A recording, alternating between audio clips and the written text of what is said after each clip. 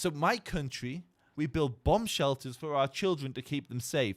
In Gaza, they use the bomb shelters to keep the weapons and the fighters safe. You should be angry at Hamas. I don't know if you think that I like Hamas. I don't. Hamas It sounds like you do because you're providing more cover for them than their tunnels.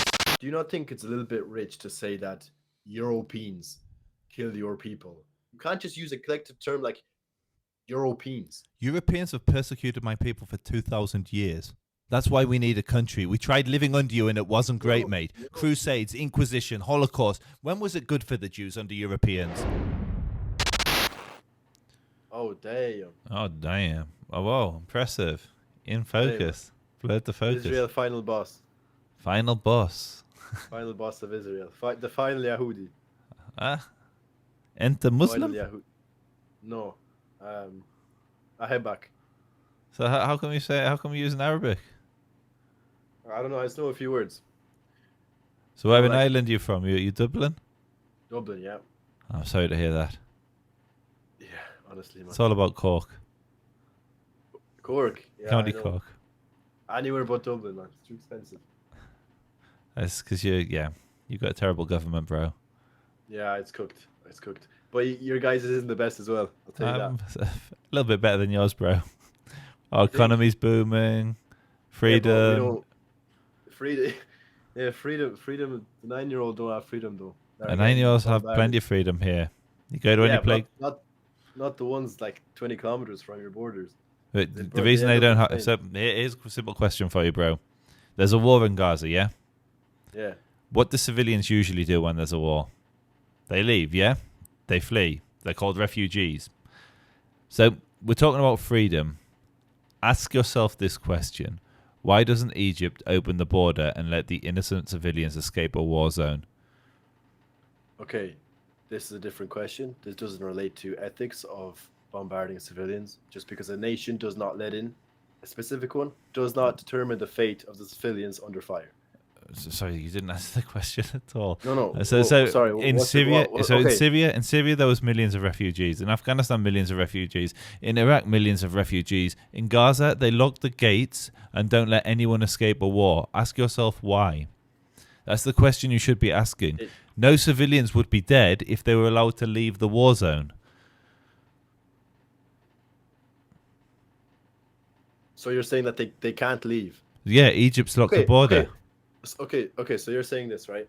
Because Egypt, another nation, closed the border, that means that civilians... They're literally family. The most common surname in Gaza is Al-Masri. Al-Masri is one of the most common surnames. You know what Al-Masri means? You were speaking Arabic before. Yeah, what's up? Al-Masri means the Egyptian. There's no difference in terms of ethnicity, culture, family, between Egyptians living in Egypt and Gazans living in Gaza. They're the same people. Yet Sisi has locked the gates and prevented civilians escaping. I can tell you why he's done that. Because they politicize the Gazans. They say it would be ethnic cleansing. It would destroy Gaza being a future Palestinian state. And that's why they don't let them leave. We don't want any dead civilians. Hamas, here's a second question. If Hamas hadn't invaded and stolen our people and carried out the biggest massacre of Jews since the Holocaust, how many of those civilians that you say we're bombarding would have been killed if Hamas hadn't done that? Okay, let me answer the first question. We're talking about how they're not allowed out, right? Okay, so they're not allowed in because some politicize, right? Let's say the majority or whatever, okay, whatever, they cause havoc. They don't fit into society, let's say, right? Does that still mean, my question still stands, just because Egypt closed the border because these are some specific type of people that don't integrate well with society, does that mean that the little children, all that stuff, still deserve? What are you talking about? They don't integrate into society. Because what are you talking about? You're saying that Egypt closed the borders, right? Do you know why Egypt closed the borders? Okay, give me in one sentence why. In one sentence, okay. The Egyptians believe, as do most Muslim nations, that if the Palestinians leave Gaza, or if the Palestinians living in their own country are given citizenship, the hope of a Palestinian state replacing Israel will die. So they keep them. There are millions of Palestinians living in the Arab world. third generation, fourth generation. Their grandparents were born in Egypt, in Lebanon, etc., and they're not given citizenship. Why? Other people they literally have laws that say a Palestinian can't become an Egyptian citizen. A Palestinian can't become just Palestinian, a Lebanese citizen. Some of them relax the laws and say that if a Palestinian woman marries an Egyptian man, their children can become Egyptian, but otherwise, chas v'shalom, they cannot become. And it's because they believe if the Palestinians leave or are given citizenship, the Arab dream of conquering the land dies. Okay, does this justify civilian bombardment? Okay, so separate question, so I'll answer that. So what justifies... I'm responding. I'll respond. It's not separate. It's a completely separate question, but I'm going to respond to it. I'm going to respond to it. It's the same thing. Okay, fine. We can argue about whether it's a question or not. It all began... Well, once you've finished arguing with the non-argument, I'll answer the question. So argue against whether it's a question or not. A separate question. Okay, fine. I can answer. So Hamas invaded our country, stole babies, Holocaust survivors, and brought them back to one of the most densely populated places in the world, which they had fortified. They hid our civilians under their civilians. We just killed Mohammed Sinwar. Where was he hiding? Under a hospital. Yahya Sinwar was amongst civilians when we killed them. They've built over 500 kilometers, much more than that we've now uncovered, under Gaza to hide our civilians. So we are forced to fight in these terms. Now, you've seen the pictures, I've seen the pictures of mass devastation, entire neighborhoods razed to rubble. The United Nations has estimated over 70% of the buildings have been damaged or destroyed. Now, here's a very simple proof that Israel is not bombarding civilians, because if 70% of the buildings have been damaged and destroyed and people exist in buildings, we would expect 70% of the population to be dead. That's 2 million. 70% of that is 1.4 million people. There should be, if Israel was trying to bombard civilians, 1.4 million dead Palestinians. Hamas Ministry of Health say that 53,000 people have been killed, including their fighters, including people of natural causes, and that their number is 53,000, not 1.4 million. So my third question to you is, why aren't there 1.4 million dead Palestinians if Israel is bombarding civilians? So you're saying that based off the amount bombarded, there should be 1.4 million casualties. The level of destruction to property in Gaza, yes, because people are in buildings. And so if a bomb drops on a building and then a person's in it, the person dies. Because, you and I both know, because Israel gives notices before bombardment.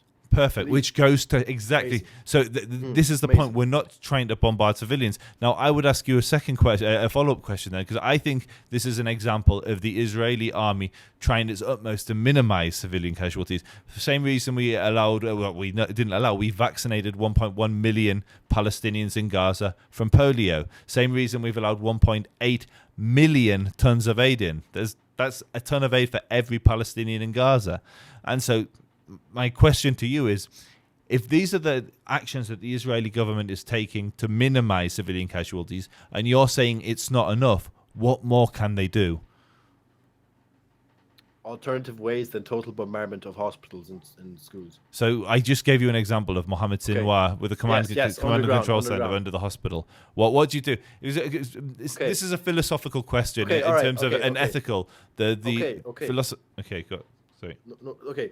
So, the 1970s, the Iranian embassy in London is taken over by Iranian hostages, and multiple different hostage examples around the world, right? If there are bad people hiding in this building, and there are some hostages there, why not just bombard it? Why not find alternative ways to enter the building? Why don't you use your special commando team? I'm not sure what the name is, to enter these areas, and since you have such great intel, why can't you just do that? Why is total bombardment and destruction necessary? Also, another thing, you said that 70% of it has been destroyed. 70% damaged does not correlate to destruction.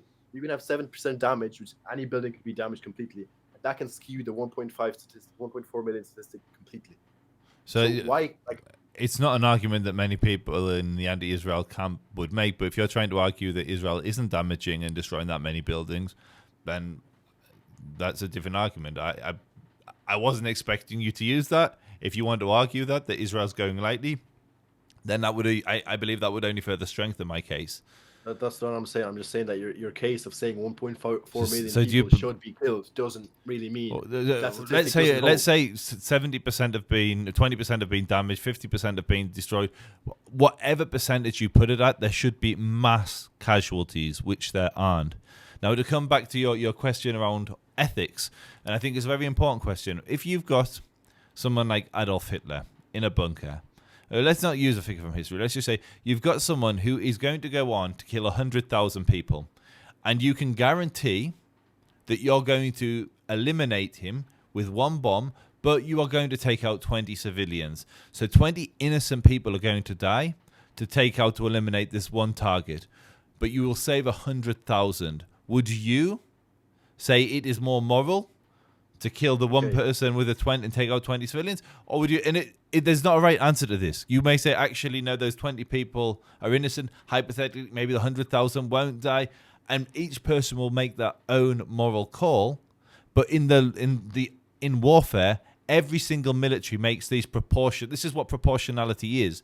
When people say Israel is being disproportional, they don't understand the laws of proportionality when it comes to warfare. And is the military target, does it justify the impact that it's going to have on civilians? And that's what Israel is constantly assessing. And they made the assessment that the only way, or the most effective way we can hit Sinwar without him moving and escaping through the tunnels, is to drop a bomb on Sinwar. And tragically, some innocent people will be killed, but they made the call that that's what they were going to do. And you may have made a different call if you were in charge of the IDF. But you can't say that Israel is just bombarding civilians. There's a whole rules of engagement that the IDF goes through before hitting any target. Now, let me ask you this. This whole question of morals, this moral compass, it's true. It's very true. But it is true under the argument that you made towards the end of your statement, that to save 100,000 people, right? But how do you calculate that? How do you know 100,000? How do you know that? How do you know that they won't continue their life to not do anything else? And that's exactly the point. If you have an army the whole that has, thing from a moral thing. I agree. So if you have an army and they have a rules of engagement, this is what whoever is signing off on a strike, that's what they're assessing it against. They determine how important is this target that they're looking to eliminate, and what is the impact on innocence. It's literally, this is what collateral damage in war is. There is no war in the history of warfare that has never experienced what they call collateral damage. I think it's a terrible term because it feels very cold, but there is no war where innocent civilians haven't been killed. Now, you blame Israel, I blame Hamas, I blame Sinwar for hiding under the hospital, and you blame Israel for hitting Sinwar and eliminating him. There wouldn't be one dead Palestinian if the Sinwars hadn't invaded on October the 7th. Not one. You know this and I know this. There would be no dead civilians in Gaza if Hamas hadn't invaded. If Hamas accepted the last ceasefire just a few days ago, both of us know there would be no dead Palestinians tomorrow. No dead Palestinians tomorrow. That's just wrong, right? 80% of civilians. 80% of Palestinians dead are civilians. Okay, let's just get that. What? So how? Sorry. No. You're not saying that, mate. Israel estimates that they've killed over 20,000 Hamas fighters and Islamic Jihad fighters, and there's only 53,000 verified deaths according to the Hamas Ministry of Health. So you are not saying that Israel has only killed 10,000. No, sorry, 5,000. Sorry, not 10,000. 5,000. Because it's insane to think that Israel, one of the most advanced armies in the world, has been fighting Hamas for nearly 2 years now, for over 600 days, and they've only killed 5,000 Hamas. That's insane. Yeah, it's very well possible. Why do you think that? Why is that so good? Another thing, why do you think that your army has such a kind of power to make that kind of decision whether they have the right to just bombard. To make That's a what moral decision. that's what any army does. Can you tell me an army that doesn't do that? Why are you holding the Israeli army to a There's different other standard ways, to you hold any other army? because the amount of children killed is just off the record. It just Do you off even the know charts. how many children have been killed? There has been tens of thousands. No, in the not first few tens of weeks the thousands. conflict. Yes, there have 13,000. been. 13,000 is the number, not tens of thousands. Okay, and in the whole Ukraine war, there has not been that many. The whole Ukraine-Russian war has not been that many. Yeah, tell me how many people have died in the Ukraine war? Oh, plenty, hundreds of thousands, probably a million by now. Probably a million, and you think that soldiers. there's a million dead, but less than 13,000 children. Are you sure your numbers are right? Yes, that is correct. That is very correct. Okay, what's the number? What's the number? What's the number? Let me find it for you. Nobody knows the numbers from Ukraine, Russia, because both Ukraine and Russia hide them. America occasionally lets slip. That's just wrong. That's wrong because I'm not talking about Ukrainian or Russian numbers. I'm talking about mixture of both and independent studies from the International Study of War. Which source? Which source? And what's your source, Hanny? I literally gave you the Hamas Ministry of Health, and then I said America has released numbers, and that's the best we have of the American estimates. I think the Trump administration let slip some numbers a few months ago, but I don't follow the Ukraine-Russia war. It's not my speciality. I'm an expert on the Israel-Gaza war. All right, let me tell you this, right? Okay, OHCHR has estimated the number of deaths of civilians or non-armed individuals in Ukraine is 13,000 since the start of the war in 2022. Now, let me ask you. So you said 13,000. You said 13,000. Yeah, people in general. Yours is just children. You just said a million. A million soldier casualties in total. So you're saying 13,000 civilians and a million soldiers. Yeah. Oh, yeah. From both sides, 100%. Yeah. Okay. It's not my area. I'm not going to argue with you. It's no problem. But all I'm saying is the amount of kids killed in this conflict is ridiculous, and there should be other ways to complete bombardment. So I'm asking you, I'm asking you for another way, genuinely. Okay. Okay. No problem. You guys have a very elite special commando team of equivalent of SEALs. You guys have a very good special forces. If you have such good intel, yeah, why can't you just locate, drop, eliminate, do your team? You guys are very capable. Did you see when we rescued the hostages? Or so there was a rescue about a year ago. Brilliant. So do you know? So just to understand that one operation, yeah, a huge amount of intel. What happened was they had to go into. So we have units that can disguise themselves as the local population. They speak the local dialect. They look like any other person living there. And they will infiltrate, and then at a moment they will launch an operation. You'll then have huge support from the air. So there will be literally, if they come under fire, to prevent them from becoming under more fire, there will be strikes on positions that are neighboring. And so the casualties are actually far higher usually, because suddenly there's mass air bombardment on Hamas positions nearby, which leads to more casualties. There has never been a strike, not that I'm aware of, where Israelis have gone in and out without being there would be like sitting ducks if a unit of 12 special ops went into a tunnel. And that you have to understand the tunnels themselves have been designed in a way that it's very hard to get into them, which is why we use bunker busting bombs. We don't know all of the tunnels. And so what sounds great online, like, why don't you just use your special commandos to go in and extract the hostages or kill Sinwar or kill whichever mark or target you're looking for? If it were that simple, we would do it. We don't do it because it's not simple, and that's why you have huge bunker busting bombs hitting bunkers. When we hit Nasrallah and we took Nasrallah, do you know what Nasrallah was hiding under? Were the headquarters of Hezbollah? Under apartment complex. Like, we can't go into Lebanon, into an apartment complex.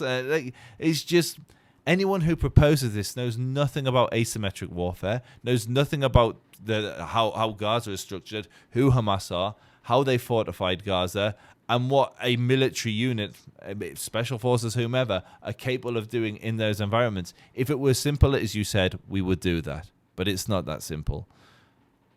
Even Britain, when fighting with a really asymmetrical environment with guerrillas from the Irish Republican Army never carried out such tactics. The IRA? Never Are had you, no idea. bro? What are you? What? What? Was there a fortified city underneath Belfast? Were they armed by Iran? Were they fight like? You're literally it's incomparable. Give me one example of where the IRA killed 1,200 Brits in one day. The IRA would literally ring up the place that they placed the bombs and warn them to leave. It's completely incomparable. We're No, at I'm war. just saying, This you're is saying two that it's a lot nations of work. at war. Okay, it's a lot of work it's so much work to do this intel and get this air support and carry them out like that. Okay, so you're saying Did that you? it's But you, much bro, more you work just to compared. You compared the Gaza war, which is literally the government of Gaza, which has built up a military force, which has fortified the city, like literally the entire land, built a labyrinth of tunnels, kidnapped 250 Israelis, and you're comparing that to the Troubles. You're just so. This is why it frustrates me when people in the West tell us how we should conduct ourselves, and then you listen to their solutions, and they might as well say, well, you should be waving your magic wands around and casting spells and turning them into goblins, because it's as realistic a solution. Baby killing. Mass baby killing. Yeah, it is, and Hamas are responsible for every child that dies. A Palestinian child is as sacred as an Israeli child. As sacred, their lives are worth the same. You know what? I've got a child. Do you know what I have in my building? Okay. I have a bomb shelter. You know, in Gaza? Do you know who's allowed in the tunnels? Hamas have been explicit. No civilians allowed in. It's for the resistance. So my country, myself, we build bomb shelters for our children to keep them safe.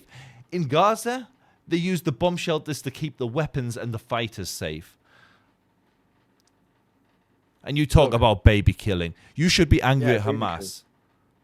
Lad, I don't know if you think that I like Hamas. Hamas it sounds like you do, because you're providing more cover for them than their tunnels. I'm not. I'm cover. I'm trying to give you my arguments and learn more in the process. Okay. I'm going to calm down. Sorry, it's an emotive subject. No, it's fine. I completely understand. But let me just get. I should have started with this, right? I don't know enough to have a side, and from what I do know, I think conclusive. I think Israel is right and Hamas is right in one sense, but I don't like the way Hamas do shit at all. I think in what way are Hamas right? I think Hamas is right, not as what they carry out, but their aim. They want. What's their aim? To protect. Okay, you want to go back to this? Is it not true, right, that you guys completely just disregard any rights of Palestinians, take over their homes, treat them like rubbish, try to less by less, over and over? You see in all the plantations, you guys come in, take their homes, take them over, and it's a protective measure. It should not be Hamas. So to answer that question, to answer what you just said, no, it's not true. In Israel, an Arab judge has sent a Jewish prime minister to jail. An Arab judge has sent a Jewish president to jail. Whenever I go to a hospital, I'm treated by Arabs. Whenever I go to I play in the playgrounds, I'm existing and my children are playing with Muslim children in the park. What you've described is not true. No one's going in and taking anyone's house. Hamas are a jihadi organization. They are born out of Ikhwan Muslimin, which are the Muslim Brotherhood. They begin with Israel, but they want to establish the Khilafah, a global caliphate. He's gone. It looked like he's gone. They want to establish a global caliphate. If you read their charter, it talks about the day of judgment will not come until the Muslims slaughter the Jews. They want to kill Jews. They want to establish a global caliphate. It's got nothing to do with what you described. Okay, so Israel is free from any guilt. They do not do anything. They do not treat Palestinians with any way and have not been. So I think you have to make a distinction between Palestinians and Arabs. So Arabs who live in Israel, some of them have a conflicting identity. Some of them see themselves as Israeli Arabs. Some of them see themselves as Palestinian Arabs living in Israel. Some of them see themselves as 48ers, which is a new identity that many of them are adopting, or it's becoming more trendy. But Arabs, in what you would describe as Israel, have complete equality. Any right that I have, they have. I live in a Jewish neighborhood. I see Arabs praying on the street, Muslims praying on the street every single day. No one bats an eyelid. I went to the petrol station the other day. There was a truck driver making salat, praying. Nobody bats an eyelid. It's an egalitarian society. What you're discussing is that what you would call the West Bank and Gaza, what I'd call Judea and Samaria and Gaza. And there it's more complicated because you believe that should be a Palestinian state. I don't. Doesn't mean I'm evil. That's where the conflict stems from. So what you believe and what they believe. Yeah, but it doesn't mean that anyone's stealing anyone's house. That's which was the language that you used. So I believe that the West Bank and Gaza was originally earmarked as a Jewish state. The first thing the British did when they were ordered the mandate after defeating the Ottomans who controlled the land, they gave away the majority of the land, which was supposed to be a Jewish state, to the Arabs. What did the Arabs call it? Did they call it Jordan? Palestine? No, they called it Jordan. Only Bey Abd al-Hadi back then, an Arab leader, said that there's no such country called Palestine. Palestine is a term the Zionists invented. Palestinian national identity arose in the 60s, and you've bought into that. You believe it's a real thing and they should have a state, and they believe the same. I obviously don't, but it doesn't mean anyone's stealing anyone else's house. The inverse is true. There's a difference of power here, okay? There's such a difference of power. You believe something, you believe that you have, you're right, that's yours, they believe vice versa. You have way more power. You get such funding from America, whatever, billions and trillions. And let me just give you an example because I might just be yapping. Yeah. So what about Rachel Curry, right? Are you aware of that? Yeah, of course I'm aware of Rachel Curry. Yeah, of course. So she wasn't she's in a war zone. Like so many of these social justice warriors, she went to a war zone and she stepped in front of a bulldozer and they didn't see her and she was tragically killed. What was the bulldozer doing? What was the bulldozer doing? Demolition. Demolition of what? So I did, with that particular case, I'm not sure what it was. Okay, Palestinian homes. You say that. I don't know if it was, and I don't know what the context was. Was it a terrorist home? Because we have a policy in Israel. Okay. If a terrorist comes in and kills Israeli, their house is destroyed. Because if somebody believes that they're going to be rewarded with 72 virgins in Jannah if they kill Jews, and if the Palestinian Authority, which is the literal policy, if the Palestinian Authority is going to financially compensate their families for every Jew that they've killed, and the more Jews they killed, the more money they get, Israel has no other option but to do things like demolish the houses of those terrorists. So yes, it may well have been a demolition. I'll take your word for that. And they weren't building a road. I don't know. They weren't building a settlement. I don't know. I'll take your word that that's what was happening. But I don't know why the house was being demolished. Did they not have a permit? Was it a home of a terrorist? Local pharmacist Samir Nasrallah. It was just a demolition. It was an unlawful demolition of a home. There's no such thing. What do you even mean an unlawful demolition? I don't know the context. You don't know the context. If there was an Israeli bulldozer, there will be legal precedent for that. Perhaps the building was built like there are plenty of instances where Palestinians will build properties in land that, according to Oslo, an agreement between the Palestinians and Israel, they're not allowed to build on. The same reasons that Israel hasn't been building settlements, because of Oslo. There was a freeze. And Israel tears down illegal outposts that the settlers build, and Israel will tear down illegal outposts that Palestinians build. I don't know the context of the Rachel Corrie case, so I don't want to comment. But she, as well-meaning as she was, tragically stepped in front of a bulldozer and the bulldozer didn't see her. That's that. Okay. Well, she was trying to prevent them from taking down. Yeah, and I'm not doubting that that's what she was trying to do. But if you enter a war zone and you step in front of things like bulldozers to try and stop them and they don't see you, then tragic things can happen. Like the same reason, if Greta Thunberg managed to land if Greta Thunberg had managed to land on Gaza and she'd been hit in a strike or been hit by Hamas by a failed rocket or whatever happened, it would have been tragic. But she put herself in that situation that she didn't have to be there because she believes she was doing good. She believes that for whatever reason that her going and sailing on a boat to Gaza would help the situation in the same way that Rachel Corrie and all these well-meaning, liberal, left-wing, Western Europe, white Europeans come to our country and try to raise awareness or to change something. I don't want to speak ill of the dead. I don't know enough about Rachel Corrie. I do know that if you enter a war zone, things can go wrong. The reason why I brought this case up is not necessarily for the killing, okay? There was a big investigation into it, all that stuff. I don't know the exact details, but the reason why I brought it up is because of the actual action itself. Like those whole bulldozer things have just been one of the kind of ways that there's just been terror from such a big power divide that's been on the Palestinian people. You're just talking with the greatest respect. Crap. I live here. I drive Yeah, through of the West. course you I do. drive Yeah, through the West Bank every single day. You know what I see?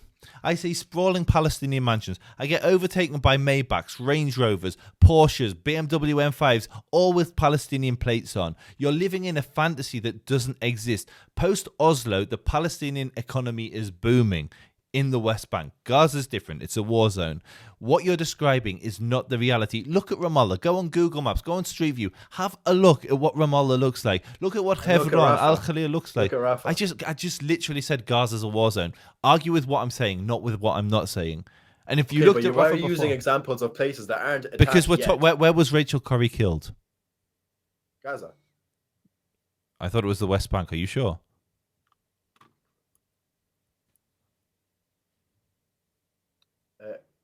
She was in Rafah. Killed in Rafah. She was killed. Okay, yeah. But anyway, Rafah is completely irrelevant in the sense that Rafah is destroyed now. Rafah is a shell of what it was. Wow. A whole. But that's a whole because of city that is destroyed. because of the war that Hamas brought on them. A whole city. And why? Literally, what did Hamas do to that city? And that is, there's still buildings in Rafah, but there's entire neighborhoods that are gone. It's a shell of what it was. And it wouldn't be that way if Hamas hadn't launched this war. Do you not think it's too much? Do you not think the response is too much? If it was 70% of the civilians that were dead, absolutely, but it's not. I would rather see destroyed buildings and civilians alive than destroyed than But dead that's not civilians. what's happening. Of course, Both it's is what's happened. happening. No, it's not both. Both is what's happening. Literally, Civilians are dying en masse. the Hamas count is 53,000. Do you know how many people died in 1 year in Syria? How many? 130,000 in 2014. And that's of which civilians. It's everything. It's civilians. It's Yeah, and no, it's everything. It's just civilians, ISIS, Assad's forces. That was 130,000 dead in total. But that went on for years and years. Were there protests? Were you calling anyone baby killers? Of course not. Baby killers is reserved exclusively when you describe the Jews. If I were to ask you how many civilian children are dead in any other conflict, you can't tell me. You had to go to look on Google what was for Ukraine, Russia, which is a major war with far more casualties than this one. But you don't know the numbers. If I was to ask you how many children died in Yemen, you wouldn't know. If I were to ask you how many children are in the brink of starvation in Sudan, of course they're not, because who else is creating maps? Who else is creating safe zones? Who else is making millions of phone calls and dropping millions of flyers to warn people to leave? Name any other army that does that. So if I drop a flyer, I can go bomb a hospital. If you warn the people to leave, it's a lot more. Do you know what shock and awe is? Do you know what shock and awe is?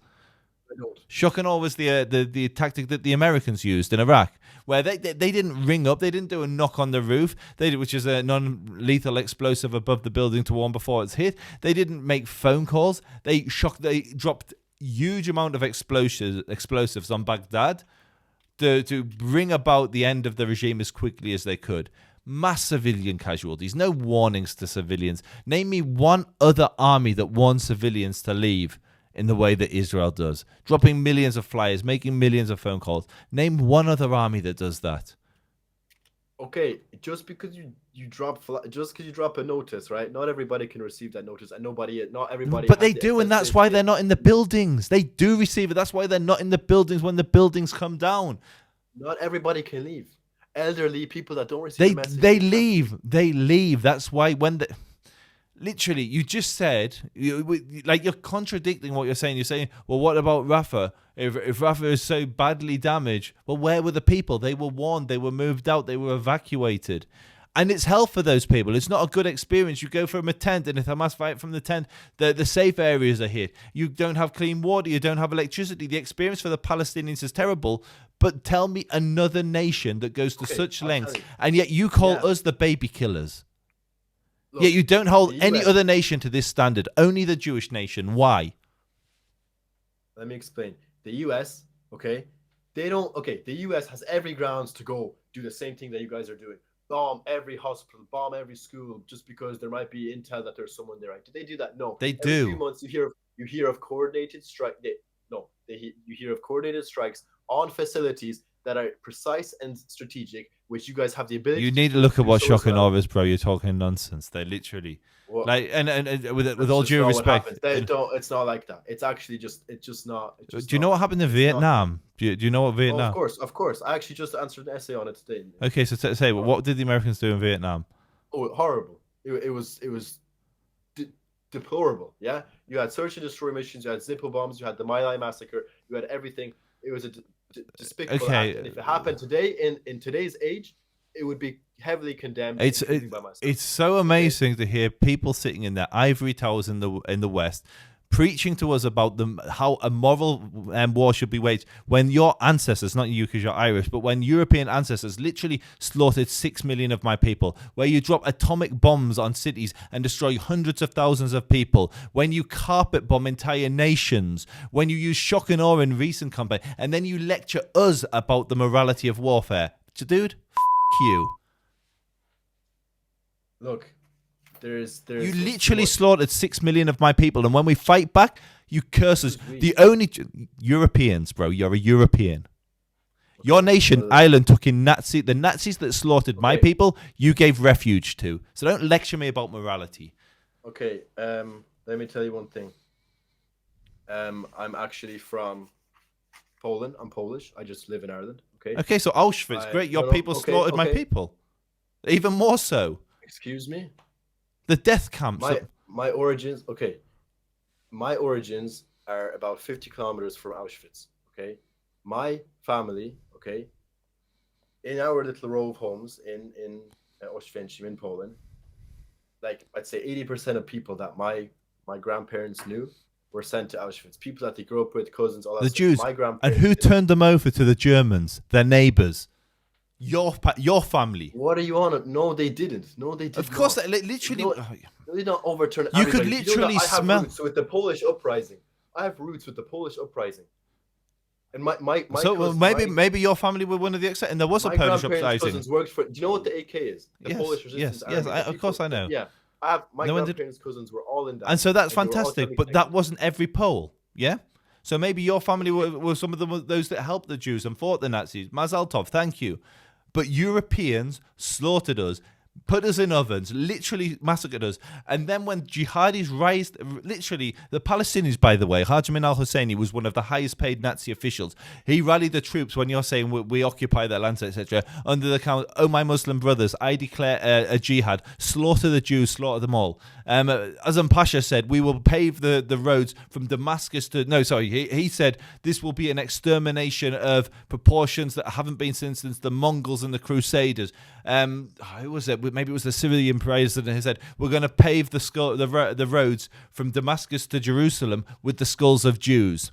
And then they carried out their genocidal war and they lost. And now when they try to genocide us again, we fight back. And the same Europeans that either turned away as my people were slaughtered or actually slaughtered us in the Holocaust are now saying we can't fight and we're baby killers. Bro, no nation goes to the lengths that we go to minimize civilian casualties. We are fighting monsters who want to maximize civilian casualties, and we do everything we can to minimize them. If we wanted to kill babies, we would just carpet bomb it like like Europeans do. We don't carpet bomb. We warn, we evacuate civilians. We allowed nearly 2 million tons of aid into Gaza. We vaccinate over 1 million Palestinians who are living there. These are not the actions of a nation that wants to genocide a people, wants to massacre a people.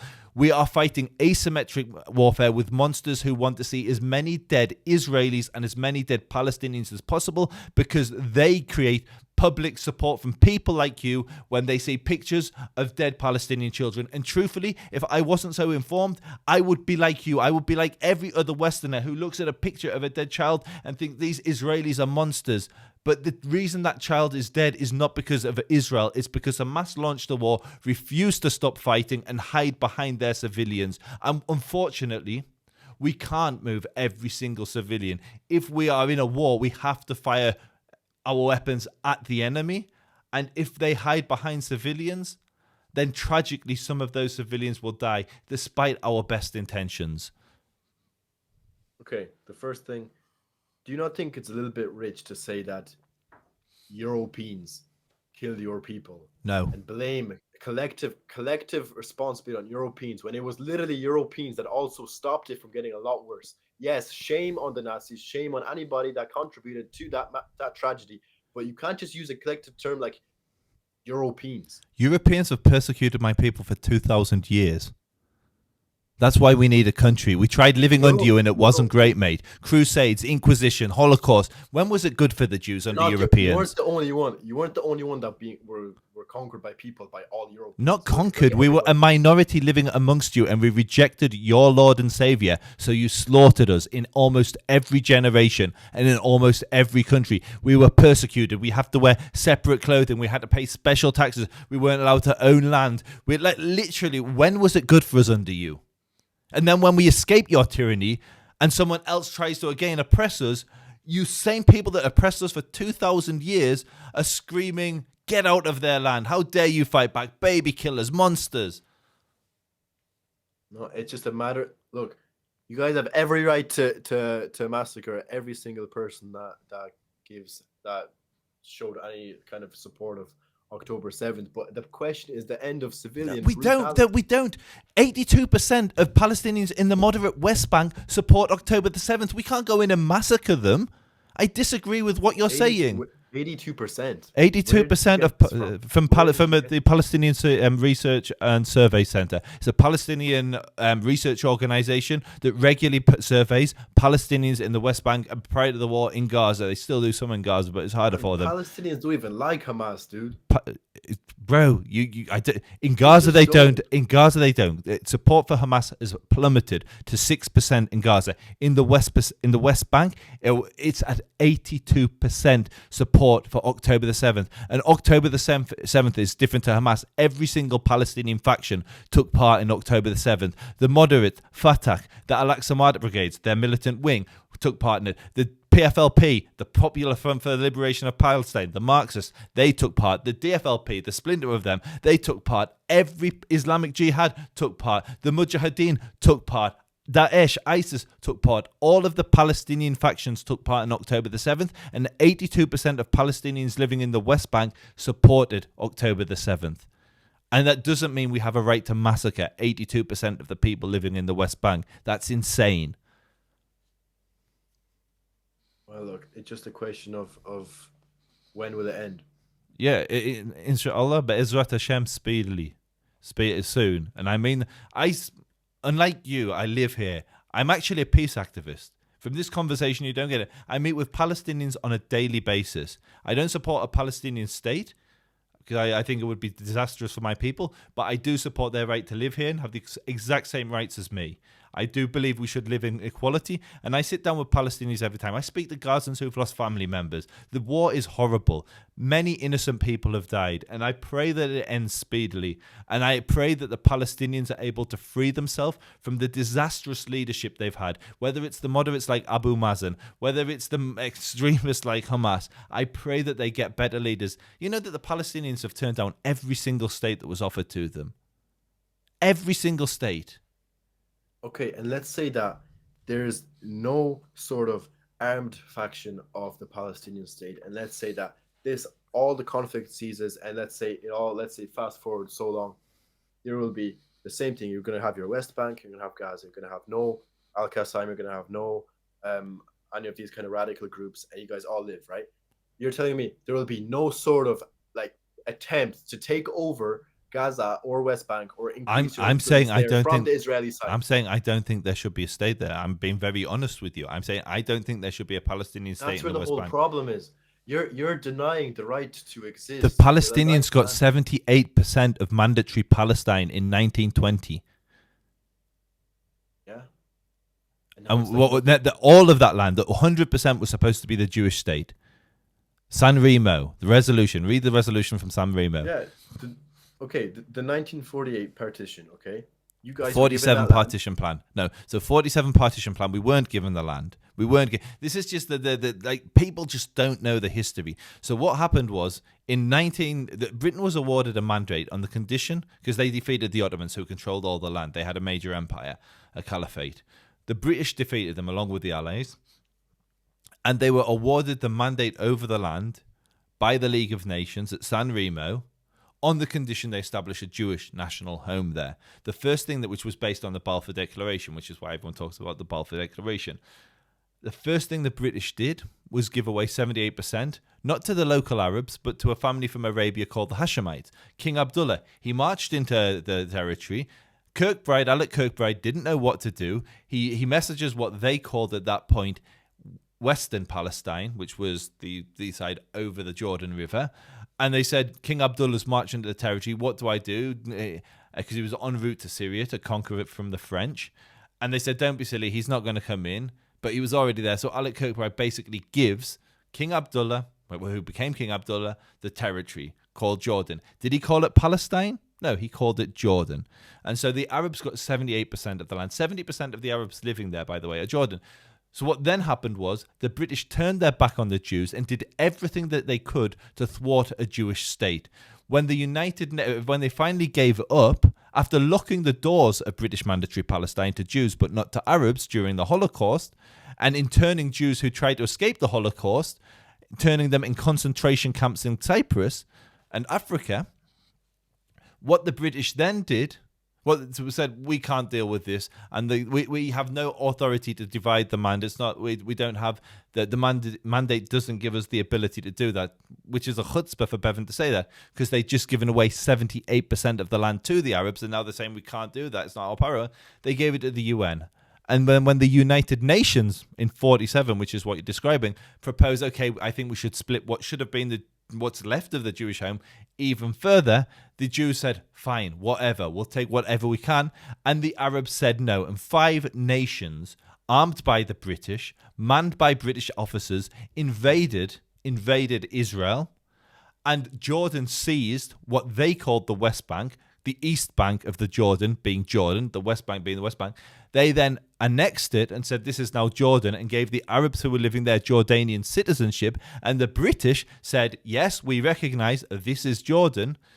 And the border was never agreed by Jordan or Israel. It was a temporary armistice line, a peace line. And so in 1967, when the fighting commenced again, Israel liberated that land, which was supposed to be a Jewish state, and said, now it's Israel. They didn't even say it's Israel. They should have said it's Israel, but they took control of the territory, and we've been in limbo ever since. I think that territory, morally, ethically, on every dimension, legally, should be Israel.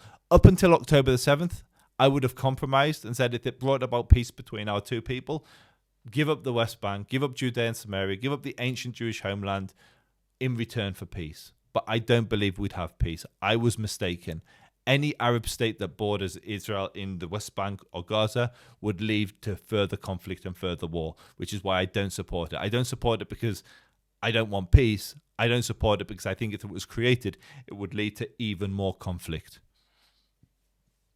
Okay, so that's the way it happened. That's the way, okay, based on that history, maybe that's the way it should have went. But now history took its place, and there has been, how many years? Like 80 years now of families and life and all children. And now you have a large densely populated populations in Gaza and the West Bank. So by your opinion, you think that there should be no state there and it should be Israel. So by that logic, that's basically, okay, I understand where your idea comes from, but based on the circumstances that we have today, is it not like too late to have that kind of mindset that because it should have been like this, that means the people who are here should just go? No, I'm not saying they should go. I'm not saying they should go. I'm saying they should be. For them? They should be Israeli citizens. You can't. That's not how it works. So I don't know what the latest polling is, but between 18 and 24-year-olds, a huge percentage of Palestinians wanted to be Israeli citizens. Why? Because they saw Israel putting their corrupt politicians in jail. And they've been led by the same corrupt dictators for decades. Abu Mazen is in I've even lost count now. It used to be 15th, 17th, 18th year of a 4-year term. It's insane. Like, they're literally good. And the Hamas, Abu Mazen, the Fatah, all the PLO, all the leaders are billionaires, like literal billionaires. They rip out the wealth, and the Palestinian people who live there look at that corruption and say, we don't want that. We want to be free of that. You speak to any Israeli Arab, with the exception of Jerusalem, which has a unique status, the overwhelming majority of Israeli Arabs don't want to be Palestinian. Why? Because it's a good life. We thrive. We coexist. And so there will definitely be opposition to that. But I think Judea and Samaria, the West Bank, becoming part of Israel is actually, and the citizens there having the exact same rights as I do, I think is our greatest hope for peace. Do you really think that providing millions of people who you see as a threat right now with Israeli citizenship be a good idea? You think they would integrate with your society? I don't think so. Based off history and just the religious differences, I don't think that would happen. So, here's a question to you then, to flip it around the other way, because there's 500,000 Jews that live in that territory today, and the Palestinians currently have a law which bans Jews from citizenship. If an Arab sells their house to a Jew, that Arab faces death or jail. So, with that in mind, what happens to the Jews that are living in your territory? Do they get ethnically cleansed? Or do you think they'll suddenly become Palestinian citizens and welcome? Because you have the exact same problem, but the other way around. And I think that the Arabs will be far safer and have a much greater prosperity and equality under Israel than the Jews that are living in the West Bank, Judea and Samaria, would have if they are forced to live under an Arab state. Well, that's just the opposite. I don't. That's just a hypothetical. But it's not so much a hypothetical. That's the reality. Reality is there are 2 million Arabs that live in Israel that have complete equality. As we said before, they've sent Jewish prime ministers, presidents to jail at every level of society. You find them in government. You find them in the hospitals. You'll find them sweeping the roads. Like, it's a completely egalitarian society for Arabs that live in Israel and have Israeli citizenship. In contrast, there isn't one Jewish Palestinian. Jews are not allowed to be Palestinian citizens according to Article 6 of their national charter unless they were there before the Zionist conquest, which many people put as 1917, which is basically nobody. And so your question to me is just as applicable to the Jews that live in the West Bank. And so the question is, are the Jews that living in the West Bank going to be safer under the Palestinians, or are the Arabs that live in the West Bank going to be safer under Israel? Which is going to create a more egalitarian society? Well, that pretty much is a hypothetical that you don't know. Until it happens, we don't know. What we do know, because there are 2 million Arabs that live in Israel that have complete equality, and there's not one Jew living in Palestine, because they have an apartheid law which bans Jews from citizenship of the Palestinian National Authority.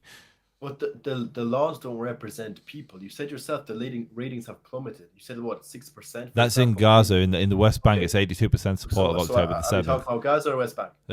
West Bank is what we're talking about. Gaza's its own unique problems. Okay, and if the region has such a volatile support for its party, such as Gaza did, because Gaza was pretty much all supportive of Hamas until it dropped down. You think that unless one little thing like this happens that causes them to live in even plus for this 82% thing, I need to look at that because that's ridiculous. It's a Palestinian Center. Palestinian Center. Yeah, I'll look at it later. I'll take your word for it, right? Yeah. Well, let's say this jump. I'd say Gaza was probably in around very similar numbers until it plummeted to 6%. Do you not think that this volatility in support could represent a possibility for open-mindedness? Like if the opposite happened, like your example gave, and what I'm trying to say is, if it actually did happen, and if there was so many kind of Jews in the West Bank, and that rule was gone, and something happened that would change the overall kind of shift of their beliefs to kind of accept it more as a society, then I think it's just as possible. I think the difference is just not there. I think the same thing could happen. They could be very well as safe there the West Bank as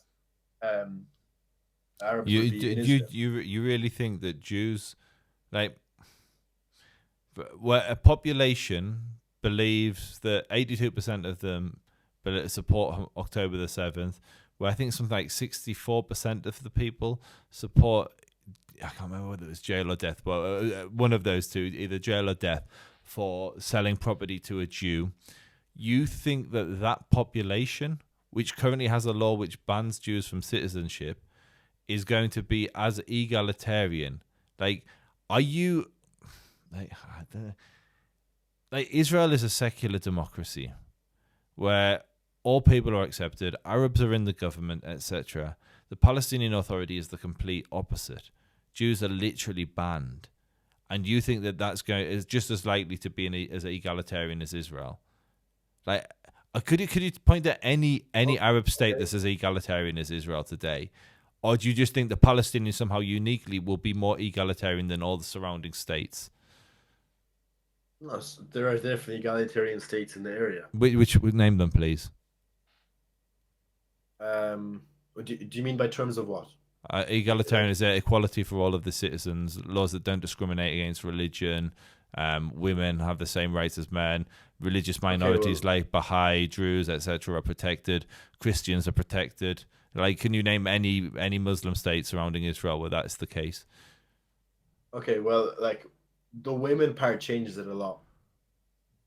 But if you take out the women part in politics, which is what we were like saying, like kind of religious, right? Sectarian egalitarianism. Okay, so can you show me any Muslim state where a minority, a Jew, a Druze, a Yazidi, a Christian, has sent the leader of that Muslim state to jail?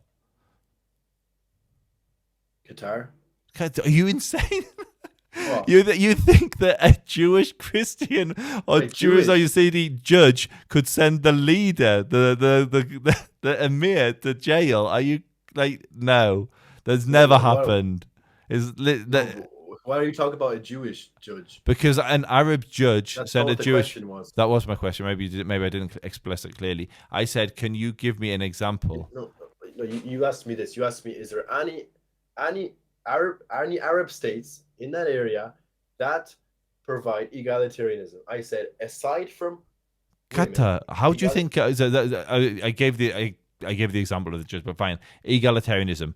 So you think that Qatar is an egalitarian state? How many synagogues are there in Qatar? How many churches are there in Qatar? Qatar literally has, I think you have to be a Muslim, I think from memory, to be a citizen of Qatar. There's no way that's true. Okay, let's quickly check. Let's see.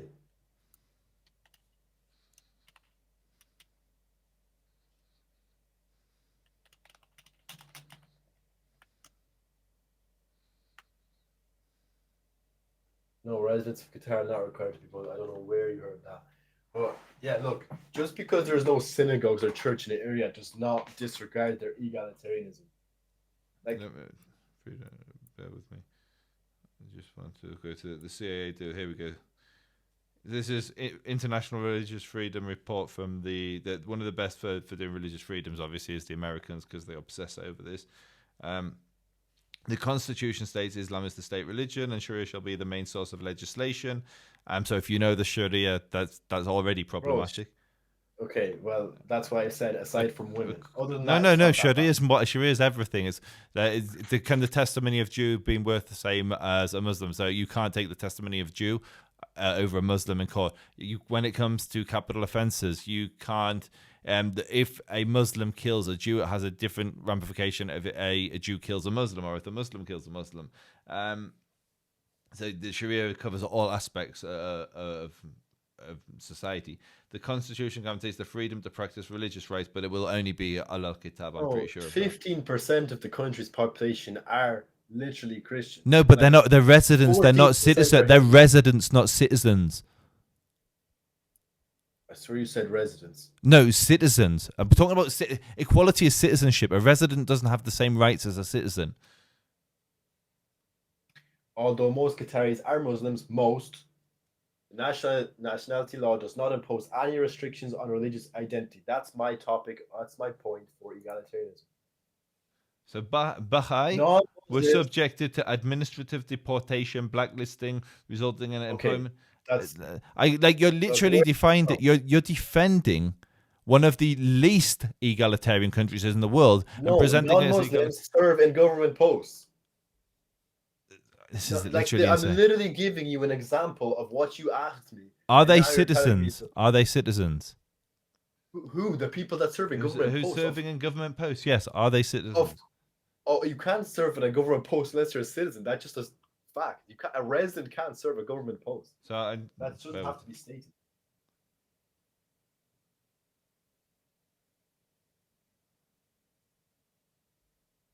By the way, unregistered religious groups are not allowed. So the only registered legal groups will be Al-Kitab, which are Jews and Christians. So if you're a Hindu, you're Baha'i, you're Druze, you're any minority, Yazidi, any of the persecuted religions in the Middle East, you won't be allowed citizenship. If they do give citizenship to Al-Kitab, if they do give citizenship to Al-Kitab, I'd imagine you have very different laws. I don't know the intricacies of Qatari national law, but I would guarantee they will have provisions that they can't lead the country. You can't be prime minister. You certainly can't be the emir.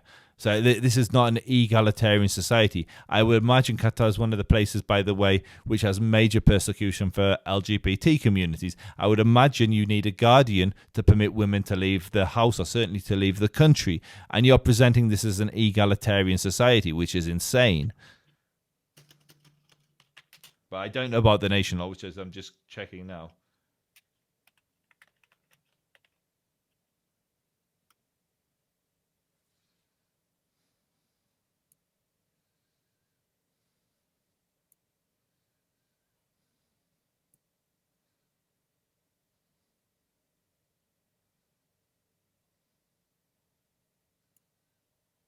Crazy how like graves in your country literally write Mavet la Arabim on them. Sorry, say that again? Yes, well done. Israel has racists in it, just like any country. Yeah, we have racists. Well done. Well, you guys do so much of this. Okay, really, you live here, bro. I live here. I'm. Like, okay. You're looking at propaganda online. Yes, we have racists. You know what? People leave pigs' heads outside mosques in Ireland. People send racist graffiti on mosques in Ireland. Does that mean that Irish are racist? Where have you heard of that? You've never heard of people leaving pigs' heads at mosques in Ireland? No. There's literally a far right in Ireland that are anti-immigration and persecute Muslims. Okay, man. At least we don't have about 3 separate Wikipedia articles on the. Yeah, well done. There's not as many Arab people that hate the. Yeah, isn't it interesting? There's only one Jewish state, and it's got so much negative publicity. So much so that you think that we go around saying Mavet la'Aravim. Like, you even know the Hebrew. Like, could you even say that? I can say the expression in Arabic. Can you say that same in Arabic? Well, what does that matter? Because you single out the Jews. Literally, the Jews were ethnically cleansed from every single Muslim country. There used to be 1 million Jews living in the Muslim world. In the Arab world, 850,000. Now, there's around 3,000. And you talk about us being the racists. When there's 2 million Arabs that live here and serve in government, that fight in the army, that serve in the judiciary, and you think we go around saying Mavet la'Aravim. All I'm saying is you're an anti-Semite, bro. You obsess over my country. You obsess over the world's only Jewish country. So much so you call us baby killers. You think we go around saying death to Arabs. You are literally the archetypal European anti-Semite. You've got the Western colonial mentality, which your ancestors living in Poland persecuted me with, and you're doing the exact same thing now from Ireland. Bro, you came from Poland. The Polish persecuted us for thousands of years. You love jumping to conclusions about me and my family and my heritage. Well, I'm jumping to conclusions based on. I'm talking about the fact that your nation. You think my country goes around saying Mavet la'Aravim? Apartheid. No, literally, we just established there's not one Jew under the Palestinian Authority, and they ban us from citizenship. Meanwhile, there's judges that are Arab, there's politicians that are Arab. Arabs sit in the government, and you're saying that we're the apartheid. It's insane. Listen to yourself. Okay. First of all, where are the Jewish judges in Palestine? Where are the Jewish cabinet members of the Palestinian National Authority? Where are they? Where are the Jewish neighborhoods in the Palestinian National Authority? Where are the Jews? Okay, speaking of neighborhoods, you guys have roads named Apartheid Street. No, we don't. Yes, you do. We have a road called You're talking about Shahada Street in Hebron, yes? Shahada. Do you know what Shahada is? Martyr. Those that die in the name of Islam, usually fighting. Shahada. Is that what you're talking about? In Hebron. It's not called Apartheid Street. There's literally, we're talking about Saudi Arabia and a Qatar and place like that. There's literally cities that only Muslims are allowed to go to. That's apartheid. Yeah, I wonder why. I wonder why it's called that, because 29 Palestinians were killed by a settler in 1994. Yeah, which has You're nothing talking to about do with you that guys are street. That was in okay, Maratha but that's Makpilla. the whole Bro, whole listen to thing. yourself. Is You this go all no, this no, stuff? no. Stop. You're not getting away with this. You called it an apartheid street because It is. Baruch Goldstein, 30 or 40 years ago now, 1990s, went into Maratha Makpilla and killed innocent people. One Jewish terrorist. And now that street's called apartheid. No, the street was closed down because there were so many terror attacks against Jews from that street, if you knew the history. Jews are allowed into 3% of Hebron. Arabs have 97%. Jews aren't allowed into the Arab part. Arabs freely go into the Jewish part. And you call us the apartheid. Okay, yes, I'll tell you why. As you read the Wikipedia article. It's not Wikipedia, okay? I literally just said Shahada Street. I'm not looking at anything. I know. But I literally... Okay, why do you think it was called Shahada Street and they changed it? The Palestinians named it to Apartheid Street. Why? Because one resident of the street, Palestinian Isa Amir, says life among the Israeli soldiers and settlers has become almost unbearable. And you guys say you're all innocent. You guys never do anything. And they hate us. They hate us so much for nothing. Us poor Israelis, they hate us so much. Do you know how many Jews have been killed in Hebron? Because you just mentioned how many Arabs have been killed there. Have you heard of the 1929 Hebron massacre? No. Where the ancient Jewish community was massacred and then ethnically cleansed from the very area you're talking about, which was the Jewish neighborhood. By who? By the Arabs who were living in Hebron, as they called it, Al-Khalil. Like, literally every talking point you're going to, I know. I'm not reading an article. I know this. I live this. And instead of listening, you're lecturing to me as you're learning the facts as you go along. It's the arrogance of these European liberals that frustrates me the most. Liberals. You're sitting there learning as you go along. Yes, you're a leftist. As you I'm go. not a leftist. Bro, I'm right wing. What are you talking about? Really? Leftist. Okay, yes. fine. I don't know who you are, so maybe you're politically right. The way you're speaking doesn't sound very right wing. So it sounds like you probably think I hate you guys. I think you hate Israel. I think you hate no, Israel. I don't hate Israel. No, I don't hate Israel. I just think that it's just too much killing of children, too much. And that's why. Yeah, but when it comes to any other war. And despite us going to huge efforts to try and minimize the and I think I'm going to say the same thing about you. You think I hate Israel. I think you hate Poland. You've been saying so much shit about Poland and saying that my ancestors were saying that Poland was the only country in Europe that didn't ban Jews and let them have sanctuary after everything that happened. Do you know the history of the Jews in Poland? Genuine question. The history is one of persecution. It is there were exceptions like King Kazimierz, who was very good to the Jews, but there were exceptions. Give me an example.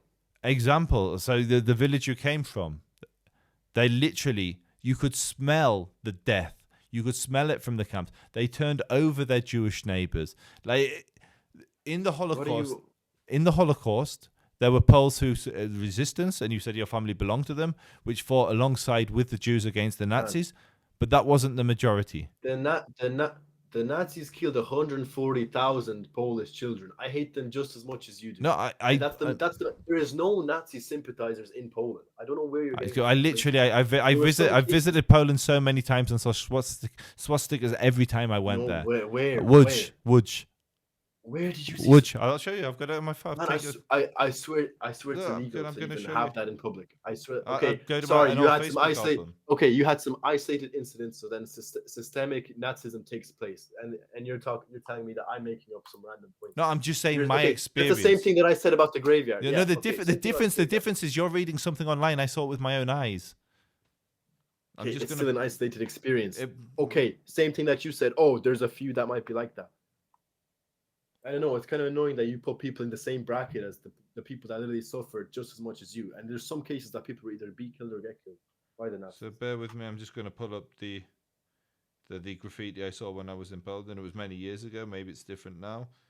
But let me see if I can find it. Okay, well, look, you can't give me isolated incidents and act like that's what it's like, because I promise you Poland is the furthest thing from a fascist state or even has any supporters like that. This is all from Łódź. White power in English with the target, the circle with a target in it. Okay, that's in every single country. There's always graffiti like that. What's this mean? Rachu Jideju. I don't know. I have no idea. White power, I've and so never. this is a Jewish graveyard. Someone's wrote white power. Someone's drawn a Star of David over it. That's now just Jewish graves. That was just a small example of some of the anti-Jewish graffiti I saw in Woods Okay. when I went there. Go to 5 countries in Europe. You'll find graffiti like that. No, I agree. I agree. I think Europe suffers from the point. anti-Semitism. I think Europe suffers from anti-Semitism. That's why I think my people need a country. Okay, and I think you have a very like some type of like phobia of Poland. I like, you wonder. actually I hate- wonder why Jews have a phobia of Poland. How many Jews lived in Poland before World War II? Oh, it's Poland's fault. Why do you like? Why is it Germany and Austria Were free from Poles complicit in the Holocaust? Genuine, straight question. No, No Poles They were weren't. complicit in the Holocaust. there was some. There was a very small minority, like with every nation. Are you really going to blame the whole country like that? Come on, man. So, on. You're acting like the whole country turned. do you know where my family came from? Where? Poland. That's why I'm Okay. in Poland. I'm visiting the graves of my ancestors. Okay, and the cheek of you to like talk about how Poland is complicit. I'm telling you what my family's experience was. Okay, man. If I go to a country, right, and my friend gets killed by someone from that country, does that mean the whole country is to be shamed? And and you're from that country, and I'm gonna say, oh, you and your ancestors contributed to stuff like this type of behavior. I'm saying Jews were persecuted. My family was persecuted in Poland. By who? By Poles, by Germans. Okay, man. You just hate Poland, and there's nothing else I can do to you. That's fine. You can say Poland this, Poland bad, when Poland literally gave itself literally on the brink of collapsing as a state, 140,000 children dead. Everybody went through such hardship, just as hard as you. Just as hard as me, just as hard as the Jews, really. Yeah. How many? What percentage of your population was genocided? Let's see. And then say how many Jews were genocided in Poland? 1/5. Genocided. This is not those that were fighting. No, man. Death is death. They gave their life protecting your people. Not protecting my people. Hold on. They gave their. Yeah, like I was saying, just because okay. When I say that they were doing it to protect your people, I mean that's inclusive, not specifically your people. I'm talking about the world, okay? The world from fascism, fascism was horrible for many people, including Jewish people. Yeah. Okay. So many people gave their life. 1/5 of my nation, yeah, people. That's just pretty much mostly soldiers. There's so many other casualties. People were brutally murdered. People from my circle, my family's relations had every sort of torture upon them. Okay. Do you know what Nazis did to people of the uprising? There's so many documentaries you should have a look at. Horrible. Okay, I don't want to compare different. So just to this point, then. So if the Poles were not collaborating or complicit, if Poles weren't complicit and the Poles were anti-Semitism, we would expect that after the Nazis were defeated, there wouldn't be any more massacres of Jews in Poland, right? After World War II, yeah, there was massacres of Jews in Poland. After no, World War I'm II. saying if the Poles weren't anti-Semitic, there wouldn't be any massacres, would there? Well, depending. Are you talking about a nation committing an act against another nation, or a separate? I'm talking about massacres. I'm talking about in the wake of the biggest genocide that my people had ever experienced, that Poland had ever witnessed, of any people that were living there. If the issue was only the Nazis, there clearly wouldn't be any massacres after such a horrendous atrocity, would there? So you're saying after World War II there would be none? Yeah, there would be none. But there was. Like what? I don't know how it's pronounced, but the Kielce, Kielce massacre, as an example. There were many. There were several, not many. There were several. When Jews returned back to their houses, the Poles massacred them in some instances.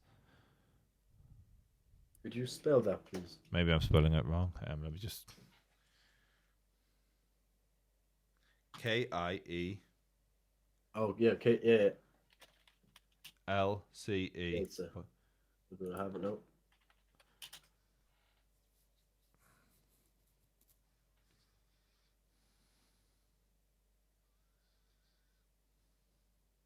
Okay, so Polish soldiers, 42 killed.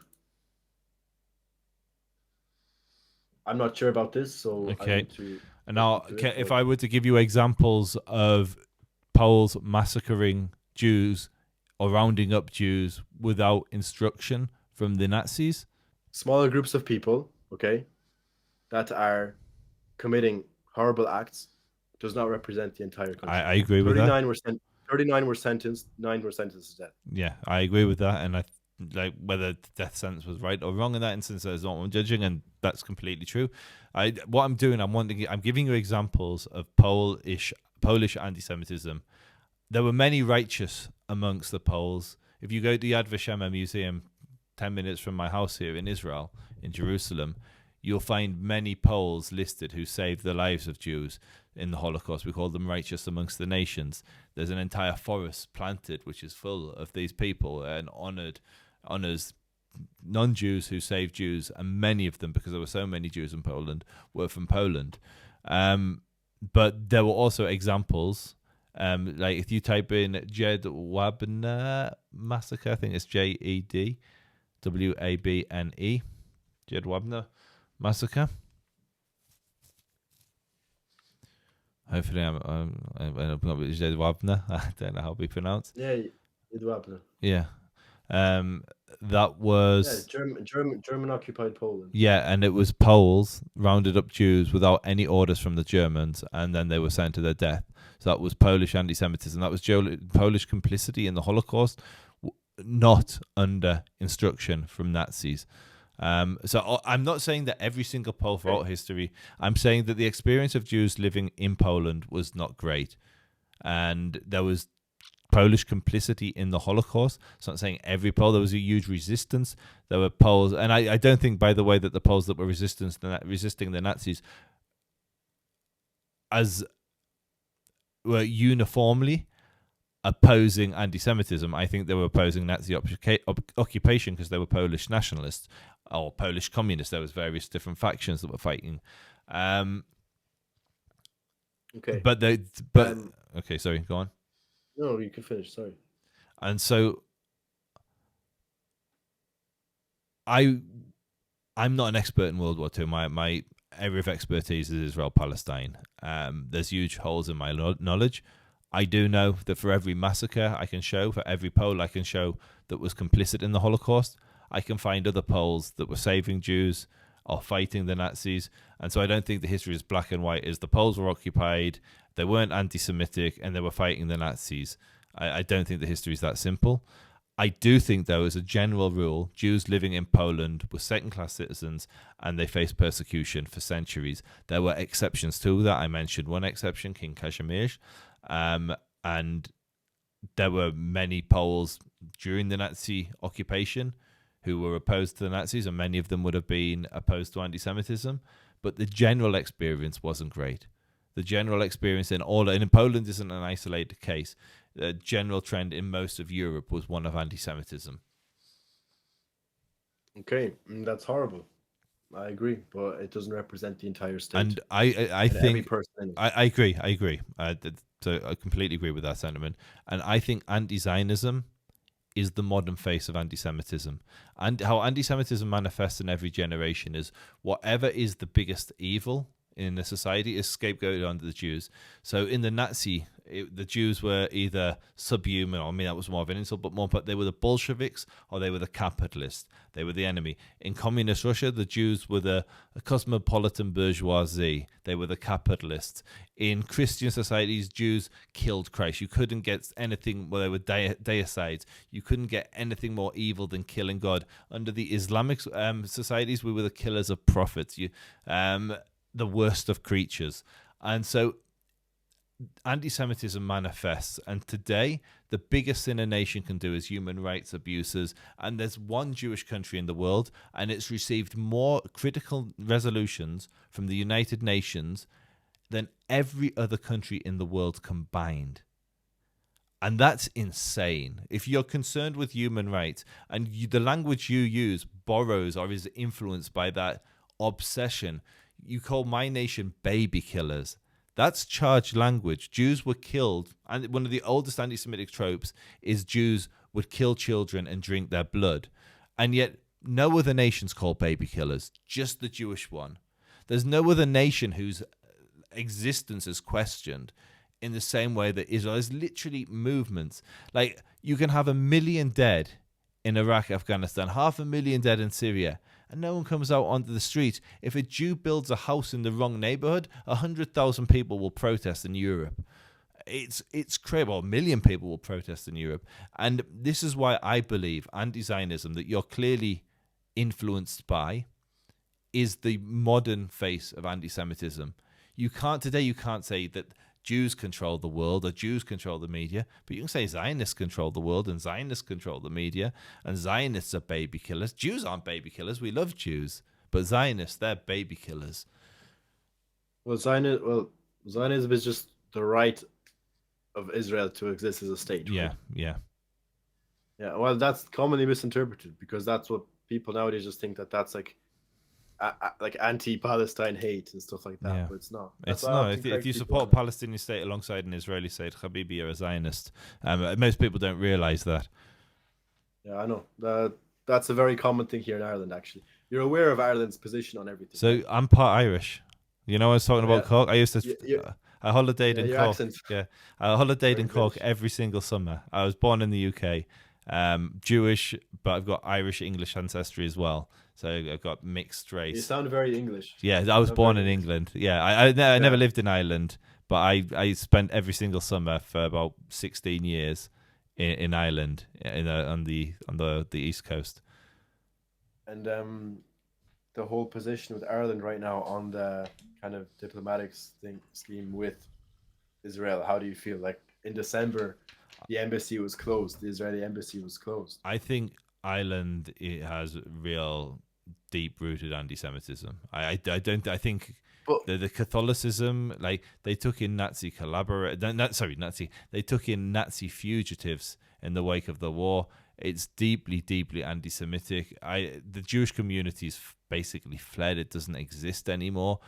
And I think when you fuse that with anti-colonial misconceptions of what Israel is, it creates this toxic, rabid obsession with the world's only Jewish state. It doesn't bother me that relations between Ireland and Israel have deteriorated, because it's Ireland. It's not America. It's not China. It's not a superpower. It's just Ireland. On a personal level, I don't feel I could ever visit Ireland, despite spending most of my childhood there. I would not feel safe walking around Ireland as a Jew. Fair enough. Can you understand? Like, I'll be honest with you. I learned a lot from this conversation we had today. And can you understand, from a person like me? Obviously, I don't like, no side is innocent, right? Yeah. No side is innocent. And obviously, like that's the whole thing again. But like, can you understand the influx of like look, I really like geopolitics, okay? Yeah. And I literally the amount of stuff that there is majorly showing Israel as the antagonist here. It's very hard for me to make a judgment, right? And believe me, I know, like, Hamas is a terrorist organization. I do not like them at all. I literally sat through the video. I saw a video unreddit of the whole October 7th. It's disgusting. Okay, so I don't like them at all. I literally don't like them at all. And although I do like seem argumentative and like pro whatever at many times, I can agree with that. But that's kind of the way I learn. Right? That's literally how I learn. I like to get like the raw kind of understanding. So yeah, like, obviously it is a very kind of complex topic, but I'll be honest with you. If I was sitting in your shoes, I think I'd have the exact same positions. There's nearly 2 billion Muslims in the world and 15 million Jews. You get exposed to the other story so much more than you get exposed to our narrative. And also, the suffering of the Palestinians is far worse than the suffering of the Israelis. What we've been through is hell. What we're living through is hell. But what someone in Rafah or Khan Yunis has lived through is much worse. Nothing I can say is going to detract from that. If someone's looking at the picture of a dead child You can't justify the death of a child. The death of a child is tragic. This is an innocent life that should never that has been stolen, and people like me have an almost impossible task because we're outnumbered. The reality is far worse for the Palestinians than it is for me. And not just me, Muslims here. I was playing in the park today with my kids and a Muslim family. Like if you're in Jerusalem, if you're in Tel Aviv, if you're not in the north or the south, life is relatively normal in the same way it's normal in Ramallah. And so I do get why people have the views that they get. The propaganda is huge. And truthfully, if you spend an hour and a half or 2 hours, I don't know how long we've been talking, speaking to a Palestinian from Gaza, you'd come away with a completely different perspective and a completely different history to what I've said, because both of us will look at the same events with a very different perspective, and the truth is somewhere between us. I think the frustration for people like me is just the obsession of Europeans with Jews. You know, this sums it up perfectly for me. In the 1930s and 1940s, there was graffiti all over the UK, probably in Ireland as well, which said Jews, but more likely UK though, Jews go back to Palestine. And now, if you go to those same streets, what graffiti do you see? Jews out of Palestine. And our experience is Europeans interfering here and just creating so much chaos. The British are responsible for pretty much everything that went wrong here, from the Palestinian leadership to the partitioning of the land to not honouring promises. Very interesting. That was very interesting. And I know I'm a pro-British guy, but the British are responsible. Like, they messed this place up so badly, and then they ran away. And yeah, what they did was cowardly. And I think if me and my neighbours, be they in Ramallah or Khan Yunis or Beit Safafa, which is an Arab neighbourhood 5 minutes from me, if we were left to make peace, we'd have peace tomorrow. It's because of all this outside external pressure that peace is an impossibility, or feels like an impossibility. And so, yeah, I have appreciated our conversation. I appreciate your honesty, and I apologize if I was a bit explosive at times. So. I understand that completely. Plus, like, obviously, from that point of view, you have a lot more kind of like experience and like kind of raw, like kind of like life kind of vision through this, because you're there. Obviously, like I sit in Ireland, I don't know. All I can see, and basically what I know is basically like social media, and plus kind of the reason why at some points I go kind of, as you know, because I do have some friends that are from there and have family there and always come to me crying and showing me this and that. So obviously that's why I'm kind of like that. So that's why obviously I'm a little bit more kind of offensive, like rather than defensive, like on the attack side, because of some stuff that I do know. That's why I do appreciate you, and I completely understand that points if you're defending your points, which I did learn a lot from that. And that's what I like, because now I know I'm equipped with more knowledge, and I'm more kind of. And truthfully, and this is always the case. The truth is between what I'm saying and what your friends who've got family who are suffering are saying. Two people will look at the same history in a very different perspective. If you throw in the British, they'll look at it in even different. Like, every party can. There is an objective truth, something that happened, but how people experience that can be very different. There's an objective war going on. How I view it is, there's someone I speak to on here regularly. I want to put out a video with him, with his permission, who's lost his parents in Gaza. Like, I can't speak to him the same way we've just been speaking, because the suffering he's experienced is incomparable to the, whereas the suffering I have is more than what you would experience, but it's incomparable to someone who's living in Khan Yunis who's lost both of their parents. And so I think my closing thing would be, I appreciate that. I understand why you went on the offensive, and I understand why most Europeans go on the offensive. And I think this is the frustration for people like me, is our voice is not heard because we are a global minority. For perspective, white people make up 5% of the global population. White people are a minority. There's a lot of white people. There's 15 million Jews in the world. No one hears our voice. Like there's billions of Muslims, like literally, well, there's nearly 2 billion Muslims, and the overwhelming majority of them are invested in this conflict and don't want to see Israel exist and empathize with the Palestinian story more than the Israeli story. So that's the story that gets broadcast. It's not a surprise that the countries that are the most, with the exception of Ireland, the most anti-Israel that in Europe are those which have the largest Muslim populations. If I have a channel, the Israel Advocacy Movement, if you go there, I'm looking now. most of my work is with Muslims. I'm a coexistence guy, but it's a fierce battle that we have to fight because we're so outnumbered. It's literally a David and Goliath story. Somehow we're seen as the colonizers when we've got like one tiny little country, and the Christians and the Muslims have dozens and dozens of countries, yet we're the imperialist colonizing Jews. It's crazy. I get that. You're a man that stands for his values and what you believe is right, which is always respectable. We say in Hebrew, like, we say Gam Lacha, same to you, clearly from this conversation. You got very animated when I started gunning at the polls.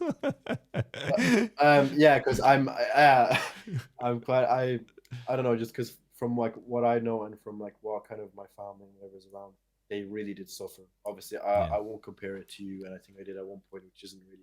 Yeah, but I also think we need you don't even need it. I think I did the same. We don't need to compare. Like, suffering is suffering. Yeah.